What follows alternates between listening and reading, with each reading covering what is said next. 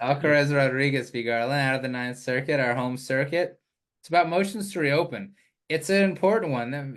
Miss Alcaraz-Rodriguez, she like missed all of these deadlines, missed her asylum filing deadline, just really messing up in all these ways. And you don't Hmm. learn until really appeal. It's because she became HIV positive and she was in an abusive relationship. And Yeah. like during a filing deadline, if I'm not mistaken, she was actually in the hospital having like an HIV episode and like she left her partner, and so she lost all her HIV drug. I mean, it's horrible. It's horrible. Yeah.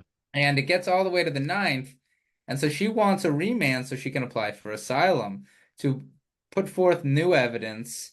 And you know, even though she's missed everything multiple times. Hmm. And the Ninth Circuit did, in fact, remand it. And in doing so, they said a lot of good things for non-citizens who might not have such extreme facts. First of all, a non-citizen to the ninth may move to reopen or remand for the purpose of submitting an application for relief, even if the immigration judge did not previously hold a merits hearing on that claim. That's a big deal. Here, the immigration judge denied it, abandoned it, it wasn't filed in time, but that doesn't preclude a motion to remand for it. And I like that quote, for example, for in absentia motions to reopen. Maybe you're from a country where conditions have changed materially. 20 years ago, you were ordered removed in absentia. Here's this good quote to say, yes, I wasn't there, but now I want to apply for asylum. Maybe I have that right with that quote. More Hmm. complicated than that, as it always is, but it's a good quote to remember. That's what I do.